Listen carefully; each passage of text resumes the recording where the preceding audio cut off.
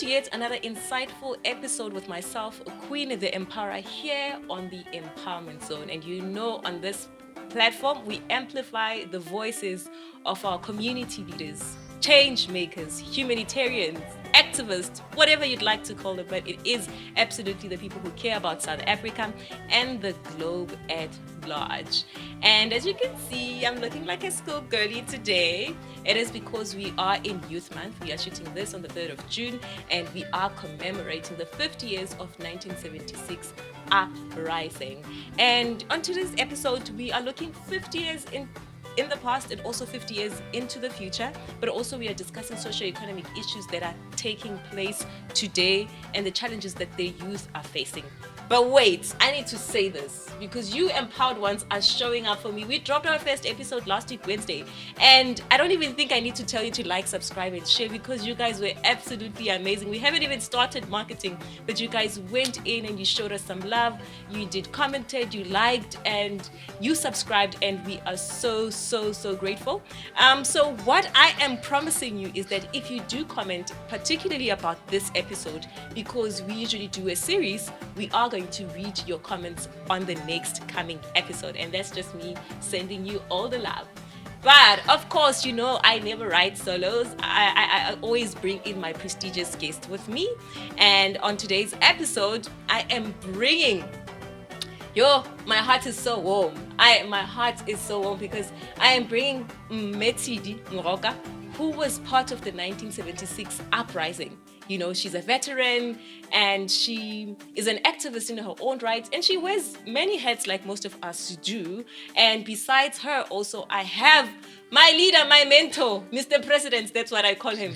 And he goes by the name Irfaan Mangera. He was part of the Fees Must Fall in 2016. But also, like I said, he wears many hats as well. He's an activist in his own right. But without any further ado, I want them to introduce themselves because there's something, you know, when somebody just introduces themselves, because, you know, some will call you this, some will say this, but when it comes from the horse's mouth, then we don't need no paparazzi to say, I did not say this. So, Mama Tidi, let's start with you. If you can just tell us briefly who you are, where you're from, and your profession, perhaps. Okay, thank you very much, Queen, the Empowerer. Thank you, Mommy, for coming. Yes. Thank you, Mommy. Thank you for inviting me. I really feel privileged to be here today to talk about this very important day. As you said in your introduction, my name is Matshidi Moroka, but to you, I'm Mama Matshidi Moroka. I was born in Pimville, in Soweto. I'm on the 7th floor now. That is, I'm 70 years old. Hey, look at her saying she's 70 and looking all beautiful. Thank you. And I grew up in Pimville, and I went to school at Musi High. And in 1976, I was doing my matric. And I've been an activist ever since. Actually, ever since June 76, I became an activist, and I realized that our quest for liberation was broader than just us fighting Africans. And that's the realization that we all came to after the prolonged struggle during 76, 77, because it continued. It didn't just stop at, on the 16th. The 16th was the beginning, but then it continued and continued and spread. You know, the wave, it spread throughout Soweto. It spread to the other parts of South Africa. It also spread even to the international, where they realized and it's still that spreading it's today. still spreading. It's still even continuing. In 2026. Yes, the international world became aware of the oppressive system that we're living under. And when we started this, we were not even aware of what we're getting ourselves into. You know, we were fighting a just cause that we thought will just end in us not doing Africans, taking Africans as a medium of But it instruction. ended up going into Yes. different avenues. Yes. Please hold that thought because I just want Mr. Mangera to introduce himself. I know you're going to give us, stories Okay, no, upon thank stories, you. and that's why we have you here. All right. But Mr. President, I'm definitely not the president, so I won't introduce myself as that. okay. But thank you, Queen, and thank you for hosting me. Um, my name is Irfaan Mangera. Irfaan. Irfani is one of them, from youth club days. Yeah. One of many. I don't want to read the Yeah. rest. I'm growing my hair out again for Yeah, the John other Wick ones. vibes. High five. I I think most importantly, Irfan is a child of many communities. I'm a son, I'm an uncle, I'm a brother. I am someone who is quite active. Activist is the term, but quite active to change society and to change the places I'm in. And it's often not just we mustn't just protest, but the communities we share space with, the people we share space with, to try to create change and to build community. So I'd like to consider myself a bit of a community builder. And I'm an educator by profession. I studied. You mentioned Wits fees must fall. That's when I did my studies at education campus, and subsequently spent the rest of my professional life in civil society, either organizing, mobilizing, and leading young people to recognize that they have power to create change. And just so that the audience know, I think it's safe to call you my mentor, right? Because when I came into civic society, you're one of the people that held me by hand, Yes. and so maybe this is my opportunity to say thank you. You come into Thank you. you come into activism space and you're absolutely clueless as to what is this activism all about, but you find the likes of Irfan who actually hold you by hand and teach you step by step, like the basic things. I can go on from the Constitution, the preamble, like things that people would perhaps be like, well, why do I even And have not to know there. that? You conscientize me, and I thank you so much. But also, I had a very heartfelt talk with you, Mama, telephonically, and it was more laughter more than anything. And I was so inspired by your spirit, to say, having gone through such an intense moment of being part of 1976, but you are still able to laugh at matters. What did you say in Sutu? Even when what? Yeah. Lefu leholo ke ditshego. Yeah, that. I always pride myself in being multilingual, but yeah, I'm gonna catch on to that one. But I want to know what called you into to wanting to be an activist. I know, like June 16th, but personally, we always have people who are on the sidelines, and then we always have the frontliners, and even the people who participated. There are those who decided, you know what, I don't want to continue with this, but you continued. Yeah, I think there are quite a number of factors. When June 16 came, we were not activists, we were students, Eish. right? But then when it continued, and you look at the brutality that was entrenched on us as children at that time, Eish. so it wasn't easy. It really wasn't easy because you start from there, you look at yourself and you say, but why am I doing this? We're doing matric. Most of us would have just said, no, I want to write my matric and finish. But we didn't. So I think that brutality, it really gave us the courage to fight.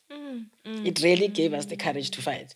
Because at that time, we had, the soldiers Yeah. that were fighting us. Imagine students fighting soldiers. Guns that were pointed at us. Tear gas, something that we had never experienced. So what does that do? It makes you resolute. Ish. It makes you resolute. You don't even sleep at how sad home is because you don't even that? sleep at home because you are scared that they might come for you. Because they were now being ruthless.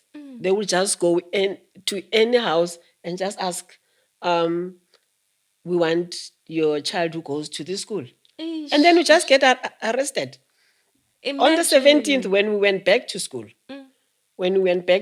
on the 17th, they were already there You, in the you, gates, you, you you, know. you. So, but then we said we were going to march. And we Mm. did. And the takers was all over on us. And people And people dying. died. And you And see, these are I young mean, people. Yeah. these are young people. These are young girls who were young girls at that time.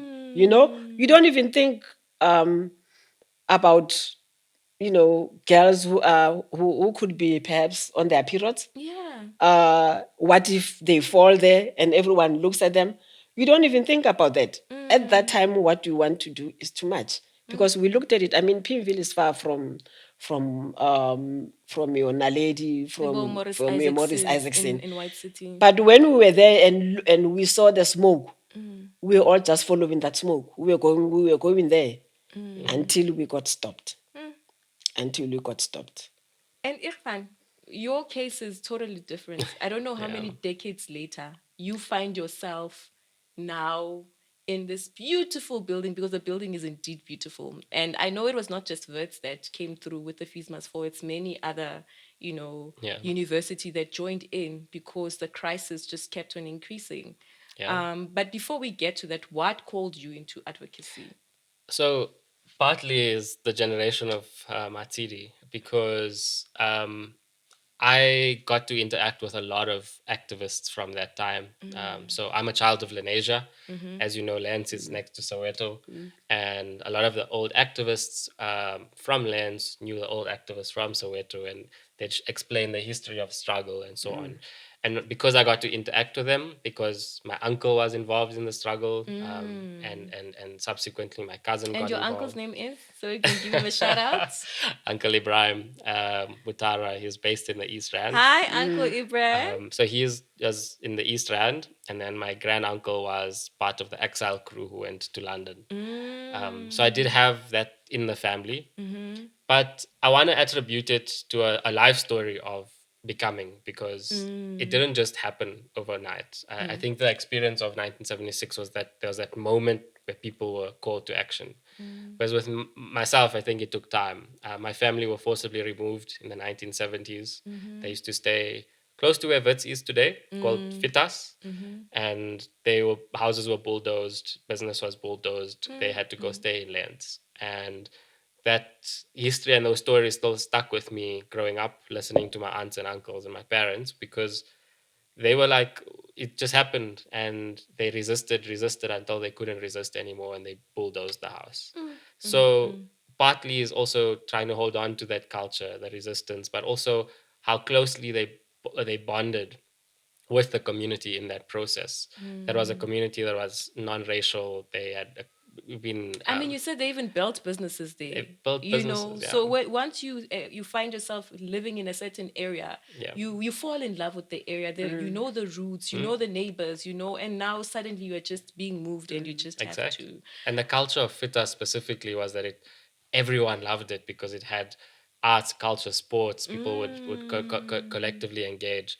But that was just one of the elements. I got involved, like I said, at the Kathrada Foundation, met a Mm-hmm. lot of the veterans, and that helped me understand history in better ways, because now you starting to place the inequality you're seeing every day when you're Mm. passing informal settlements, and you're seeing the differentiation between one school and the other school. And then lastly, fees must fall. I think it was a moment where, as a first year university student walking into Oh, you were this, mm, first year, as a first even, year, you can yeah, imagine. Because for me, I always say to people when they ask me what call you into activism, I always say I think it's because I'm empathetic, yeah, because I don't believe that you have to feel somebody's pain. I mean, you have to feel the pain for you to act on yeah, something. You need to connect with somebody else. That's why I'm always advocating for different people. But also, I just want to enlighten both of you, because you are in the activism space, rather, that there are people who think, and I was one of those people, but there are people. There are people who thought, no, man, the Mama TD fought for us, and we don't have to be a part of this. Until I met your likes, who were like, do you realize Yeah. how much of deprivation you are living in this country. Are you aware of the injustices, the inequality? Yeah. And I learned about the Fees Must Fall in the camp that we have at the Ahmed Kadrada Foundation, and I remember the day I was weeping, and I promised myself not to cry. So I'm gonna hand it over to you to take us through that entire movement because it's very personal to me. It became very personal because once I qualified, as do I go and work in a school or not? And it was a generational call amongst my comrades. I call them my comrades because we had to reckon with the fact that our generation's unemployed, our generation is facing violence, is being excluded in all forms and ways. And so when I got the call from the Katrada Foundation to say, look, they want to change the youth program, they want to mobilize young people, you have experience on campus, can you come? You qualified now, so you know how to teach and train people, consider coming. And I sat along with it and eventually agreed. And for a year I played the educator role, and then a year later took on the managing role of this program, meant to mobilize youth, meant to start getting them to see that they have power in their hands. We are not powerless. We can, like the 76 generation, it doesn't require you to have uh, mass degrees and be the most qualified in the room. In your community, there's issues happening, and you can start solving them. I'm And fully aware of the role, but what yeah, I was trying to lead you to is the fees must fall. yeah, Because the reason why I get emotional is because I'm very passionate about education, yeah, and I know there's many of young people like myself who would have loved to go to varsity. And there's a culture the youth is lazy, is not taking in opportunity, but yeah. they don't know of the barriers Mm, of why you can't even go to university, the systematic racism or yeah. inequality in the country that has caused the likes of myself not to be able Access. to access the education. And you were there, like you were saying, first year you were thinking, oh, I'm in this beautiful building. Yeah. Before you know it, you said you were holding tires or something like that. I mean, we are part.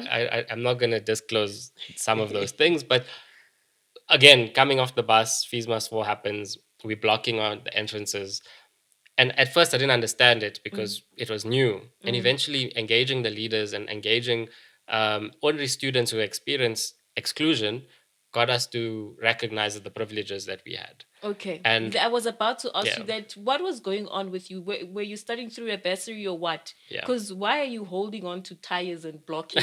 Why are you part of the movement? Because, I mean, were you I really, really affected or I what? was affected because my family had to pay my fees. My Okay. parents had to All work right. extra hard to make sure that at least, and oftentimes it's dragged because you can't just pay that big amount at At once. once. Yeah. So sometimes you have your exam results delayed because you need to make sure you pay your full So fees. why are you saying you were conscientized of your privilege then? Because despite that, at least my parents could still afford to pay it, where and this like working towards that, whereas other parents couldn't do that.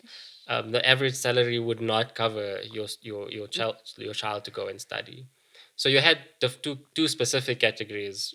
One of people coming from impoverished backgrounds, right, where their families are on SASA grants. There's no opportunity for them to actually access higher education. And so you need the state to provide that support.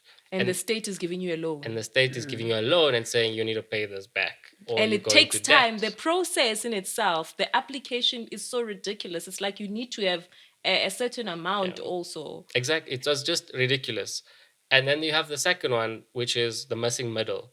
So this is a group, by and large, a big group of students who come from sort of lower income, middle class, where they potentially could afford it, but it's very hard for them because the barriers to entry are quite high. And what this simply does and says to young people is that you can't study, and if you do study, you'll be in debt forever. So now you're creating cycles of poverty, cycles of inequality. And this is the problem that we had to face and force government to realize that they have to change this because it's their responsibility to deal with the inequality of the past, of the barriers that keep excluding, particularly young black women, but black students in particular. And so this is why this movement through lots of steam from the 76 generation. And over 3 years, it was literally 3 years of fighting, of protesting, going to the union buildings. The way you see the union buildings now, there wasn't a fence there before. It was the fees must fall generation that forced that to come up because Clock it.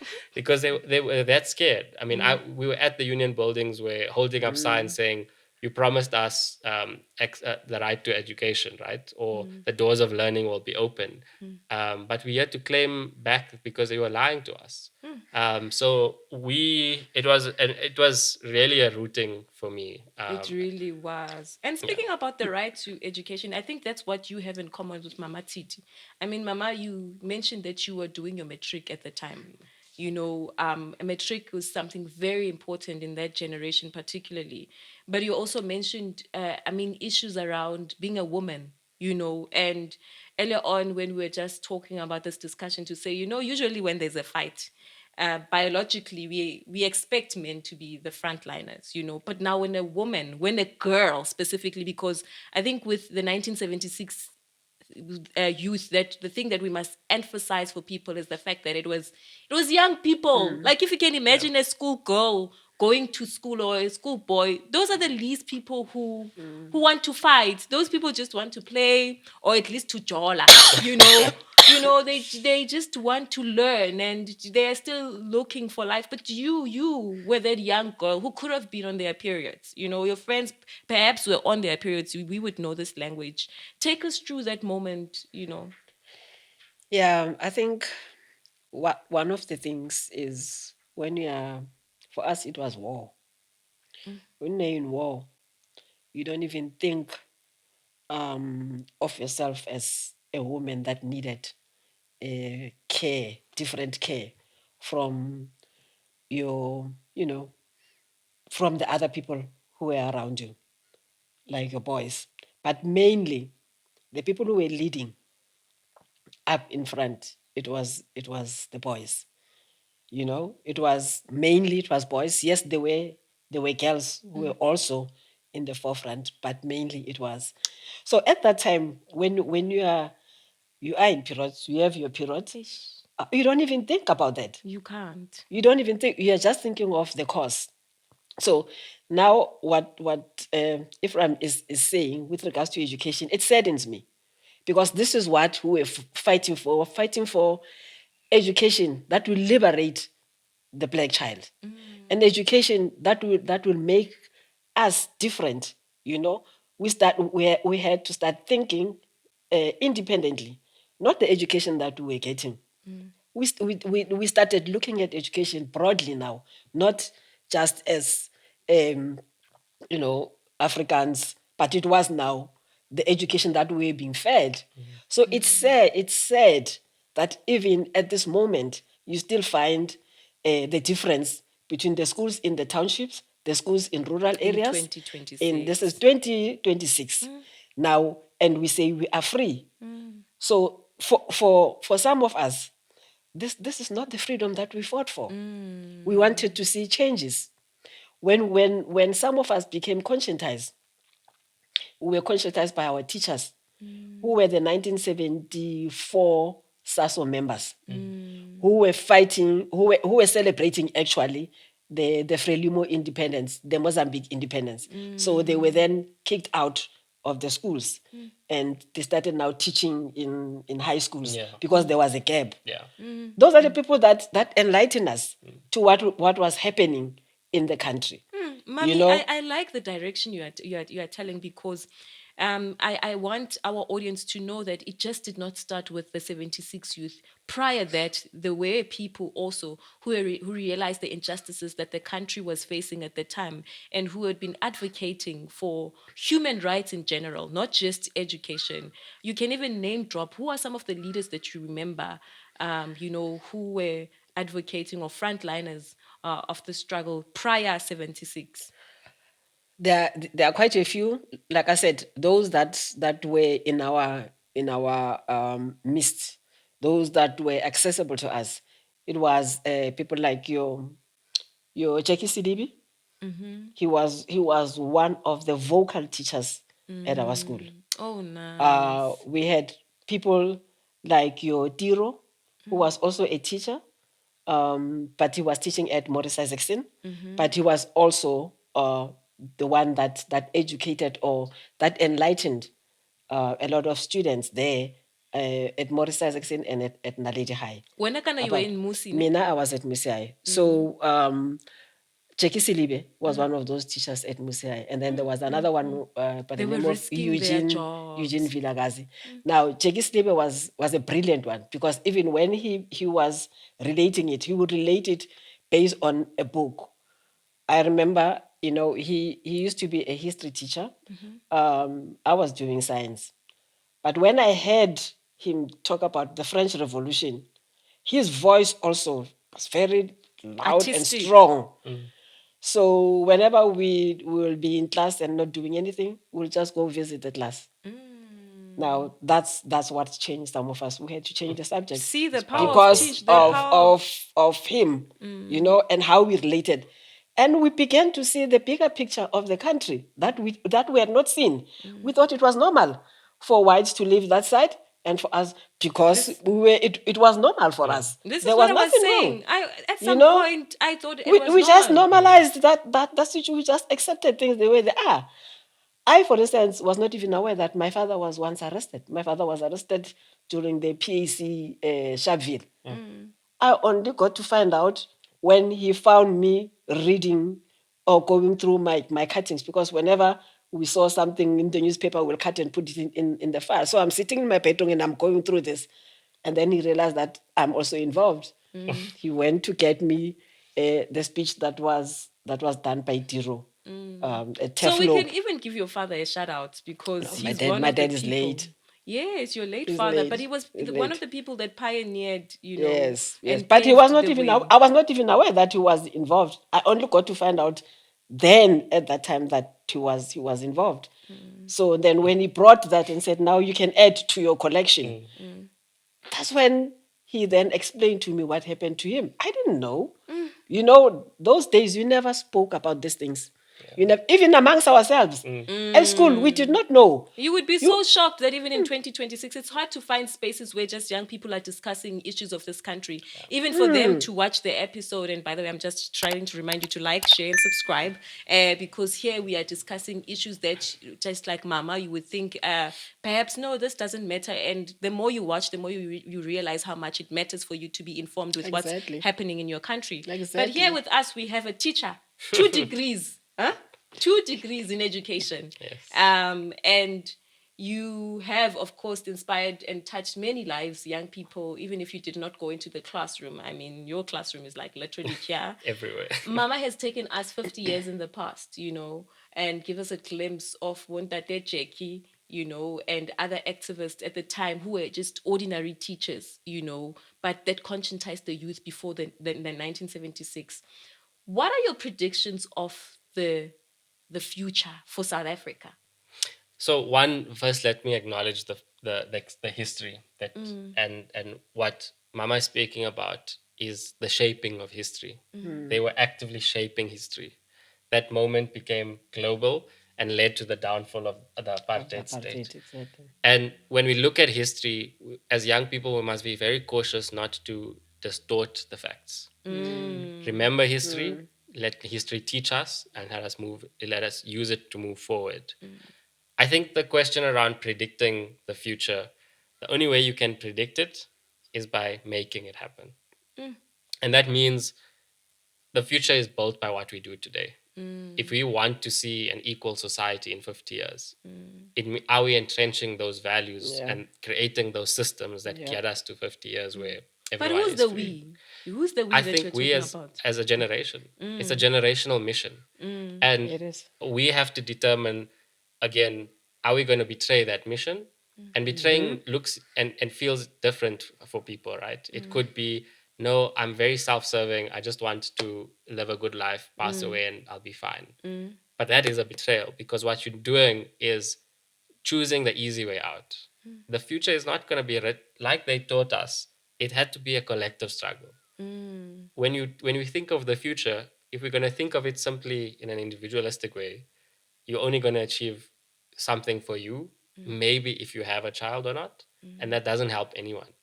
If we're going to rewrite the system and write the story of what young people in this country can and should achieve, it has to be as a collective. But the reason why I emphasize the we is I like it when we personalize it so that whoever is watching understands that we are talking to them, Yeah. that we are the ones that are going to actively bring the change.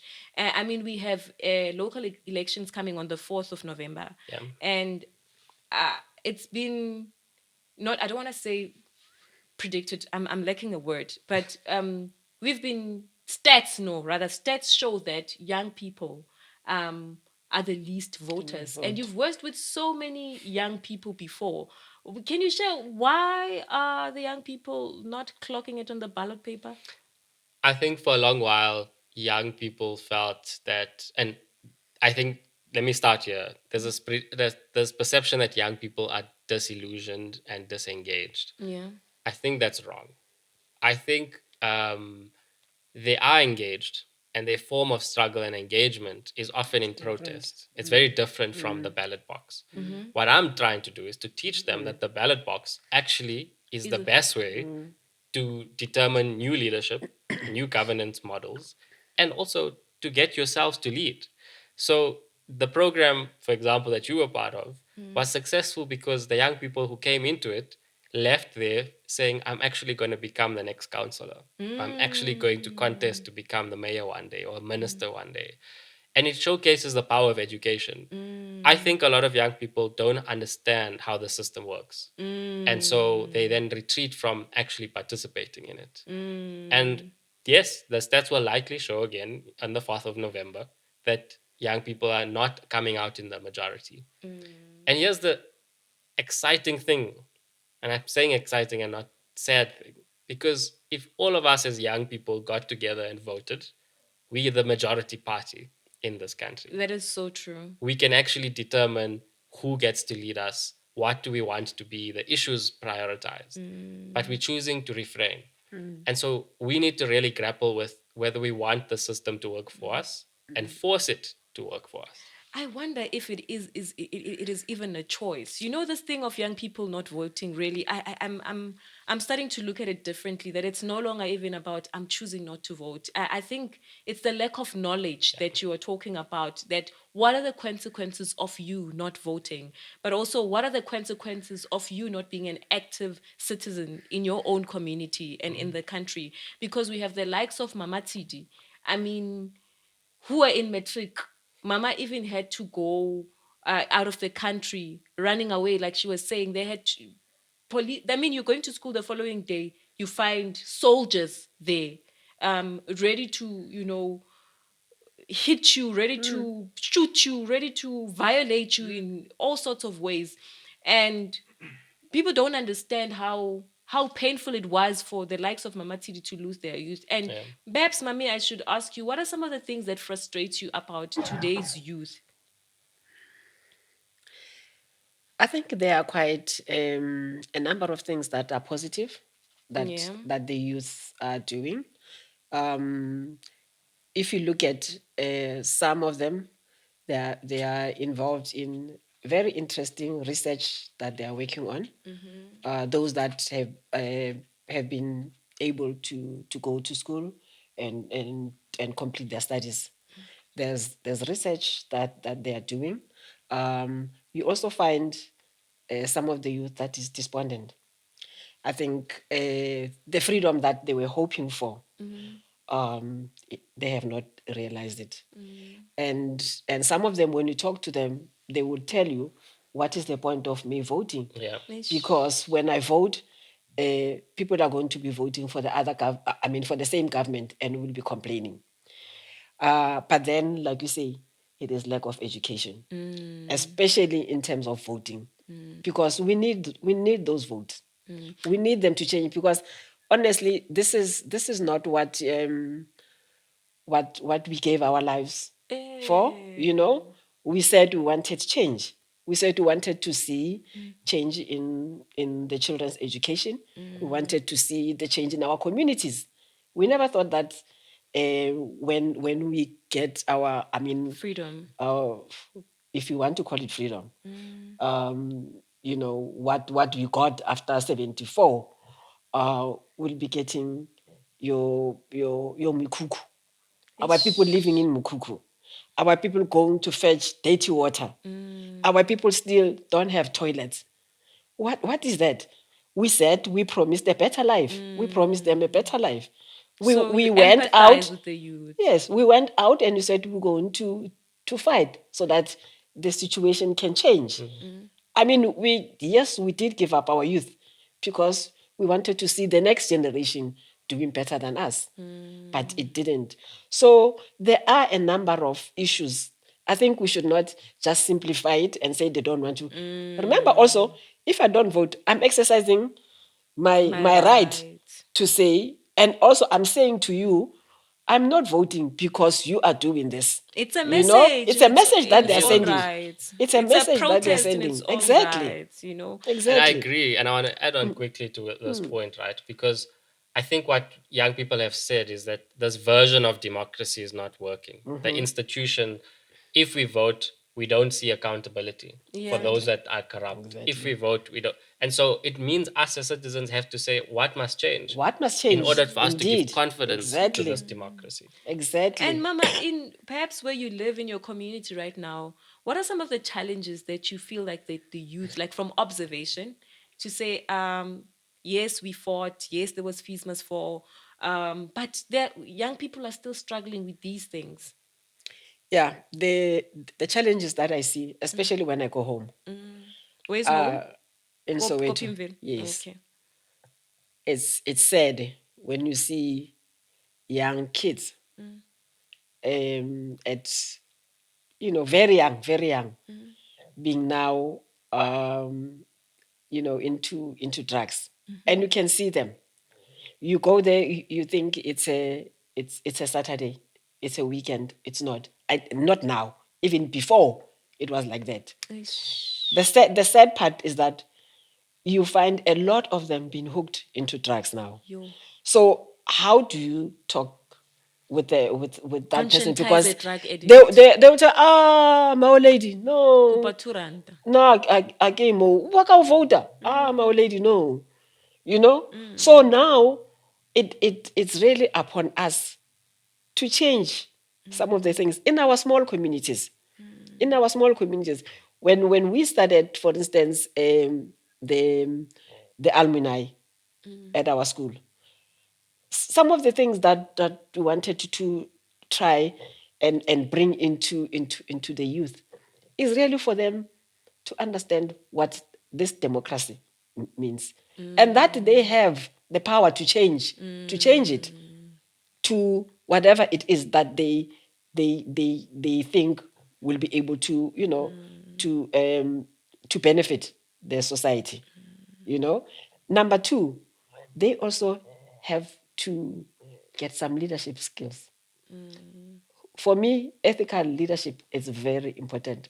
And if you start inculcating that From from young age, so that when they get into high positions, they should have some conscience.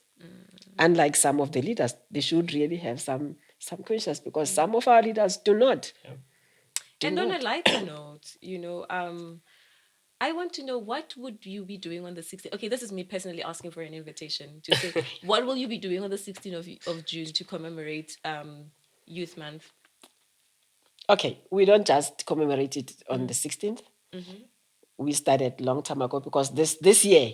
No, I'm actually, particularly asking this, on the 16th. On the 16th this year. On the 16th, we are going to Musi High. I'm an Azapo member. So and I'm also the June 16 veterans. Okay. So we are going to Musi High, to Pinville Communities, because it's opposite Musi High. Oh, okay. Pinville Community Hall. That's where we are going to commemorate. But we're going to start And at the people can come graveyard. through. Yeah.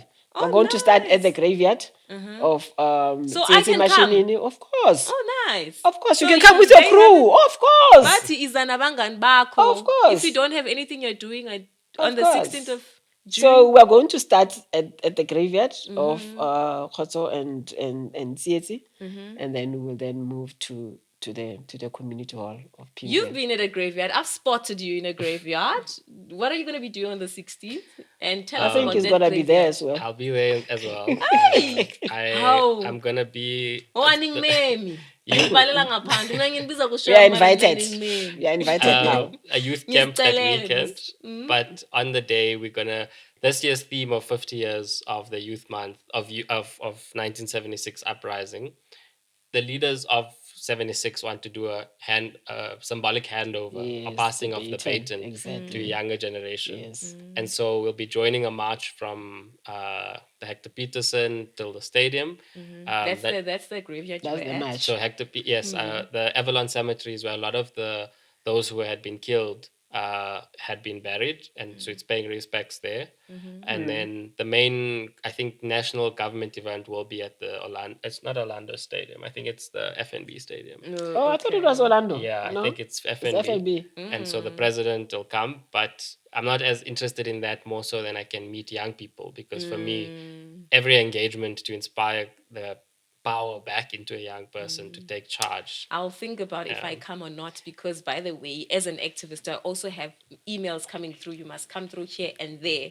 No, But like you have we are to saying come. that we are ending Decide. it on a lighter note. I also have a quick game that we're going to have. But before we go into that quick game, I want us to also, get in touch with you, like the audience, people who want to come at the hall. What are some of the social media handles you have? Mami, I don't know how people contact you. Do you go on YouTube? Do you watch the Empowerment Zone, Mama? I watched the one you sent me. Thank you. So now I'm gonna be watching. Thank you I so know much. about it. So if people want to get a hold of you and your organizations, how do they get a hold of you? I'm just looking to the camera and just let them know. Tell them your name and Oh, okay. My name is Tidi Moroka, but I'm Mama to most of you. So you can get hold of me on my email. on my email, which is, do you want me to say it? Yes, please. It's Matsi, as in Matshidi, so MATSHI .moroka@gmail.com. Okay, we'll try put it up, ne? I don't have those Instagram and all those things. I don't I know have we'll those get things. there. I wonder if you started watching the Empowerment Zone. We'll see why we take it there. And how do we get a hold of you, Mr. President? Almost At all Mr. President. What? I think you need to create a new account for me. Most of the social media, I'm quite active on Insta, TikTok, at Irfaan Mangera. That's IRFAANMANGERA. Reach out, because I'm involved, like you said, many hats, and we encourage activism. We encourage taking action to solve problems that in front of us. So happy to connect you with other people as well. And what do you want to say to Mama? And Mama, what do you want to say to your son and your daughter? Actually, I think I'm the one who has to start. Okay. Yes.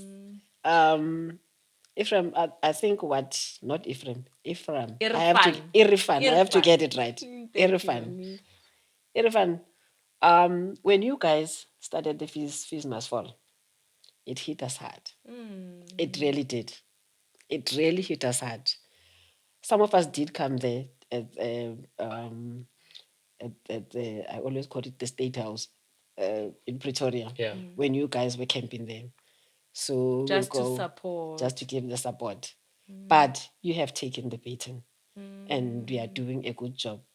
And I really think that we have to continue, but we need to link up so that we can look at a number of activities, and especially because we are still young, we can bring you to the learners that we're working with, Yep. so that they can also see that it's not only the old ones that always come to see them. Yeah. So definitely keep up the good work. We are trying, but we see our knees now are getting tired. But the spirit is there, and we the spirit, the activism, it never leaves you. dies. It doesn't leave you. Yeah. I So it's believe always even when there. you've passed, Yes, it's always there. No, Yeah. Matshidi, thank you so much. Yes.